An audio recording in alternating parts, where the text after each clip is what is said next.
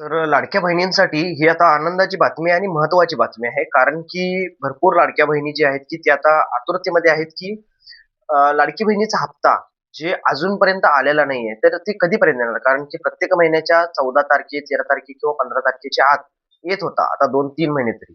तर अजून हप्ता आलेला नाहीये. तर लाडक्या बहिणींना हप्ते कधी येणार आणि कोणत्या लाडक्या बहिणींना येणार? जसं की जे ई-के-वाय-सी केलेले आहेत फक्त त्यांनाच येणार का? जे किंवा पात्र नाही आहेत म्हणजे ज्यांना 2 पाठीमागच्या महिन्यांना हप्ते आले नाही, त्यांना सुद्धा हप्ता येणार आहे का? तर ही सगळी सविस्तर माहिती मी तुम्हाला आता या व्हिडिओमध्ये पुढे सांगणार आहे. तर व्हिडिओ आवडल्यास चॅनलला सबस्क्राईब करा, कमेंट करा आणि लाईक करायला विसरू नका. तर आता आपण जाणून घेऊया त्यामध्ये, की हप्ता कोणाला येणार आहे? कारण की आता भरपूर लाडकी बहीण अशी बघितली असेल तुम्ही, की पाठीमागच्या वेळी हप्ता आलेला आहे. तर त्या लाडक्या बहिणींना 100% तुम्हाला हप्ता येणार आहे ₹1500 आणि ह्या आता मध्ये जर बघितले, तर चर्चा आता त्यांच्याकडे चालू होत आहे, की रक्षाबंधनच्या वेळी त्यांनी आता दोन्ही हप्ते म्हणजे की जूनचा हप्ता तर आलेला आहे, जुलैचा हप्ता आणि ऑगस्टचा हप्ता हे दोन्ही मिळून त्यांनी ₹3000 एकत्र देण्याचा निर्णय अजून सुद्धा झालेला नाहीये. YouTubeवर भरपूर सारे असे व्हिडिओ आहेत, की ₹3000 येणार म्हणून म्हणत आहेत. तरी सुद्धा अजून निर्णय फिक्स नाहीये. ₹3000 पण कदाचित येऊ शकतात आणि ज्या लाडक्या बहिणींना जून महिन्याचा हप्ता सुद्धा आला नाही, त्या लाडक्या बहिणींना त्यांचं जे आहे जून महिन्याचा हप्ता त्यामध्ये येणार आहे. जर समजा जुलै महिना आणि ऑगस्ट महिन्याचे हप्ते ₹3000 असं येणार असेल, तर ज्या लाडक्या बहिणींना जून महिन्याचा हप्ता आला नाही, तर त्यांना ₹4500 येणार आणि ज्यांना ₹1500 आता सगळ्यांना जर त्यांनी वाटायचे सुरू केले, तर ते लाडक्या बहिणींना जूनचा हप्ता आला नाही, त्या लाडक्या बहिणींना ₹3000 येणार. तर असे भरपूर लाडक्या बहिणी आहेत, की ज्यांची अजून ई-के-वाय-सी झालेलीच नाही आणि ज्यांची ई-के-वाय-सी झाली होती, तरी सुद्धा त्यांचा हप्ता बंद झाले होते. तर ह्या बाबतीत जर बघितलं, तर आता भरपूर ठिकाणकडून लाडक्या बहिणींचा एक प्रश्न आहे, की नवीन ई-के-वाय-सी सुरू होणार आहे का नाही? तर त्या बाबतीत तुम्हाला मी आता एक क्लिअर करतो.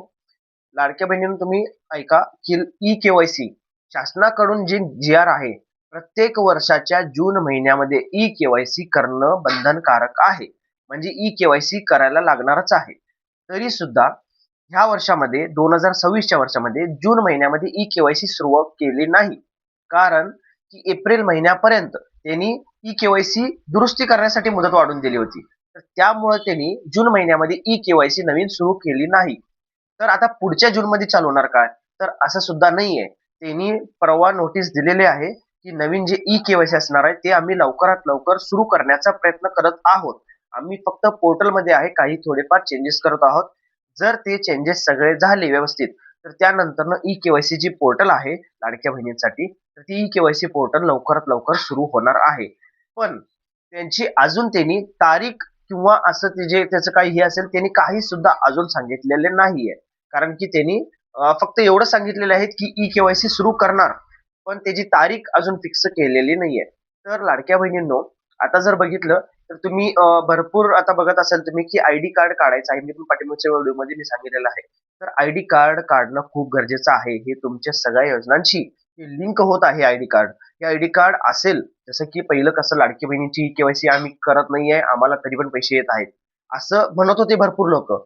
बट ई-के-वाय-सीची मुदत संपल्यानंतरनं ज्या लाडक्या बहिणी ई-के-वाय-सी केले नाही, त्यांचे पैसे बंद झाले. तर असंच हे होणार आहे. कार्डचं पण तारीख एक त्यांनी अजून फिक्स केली नाहीये.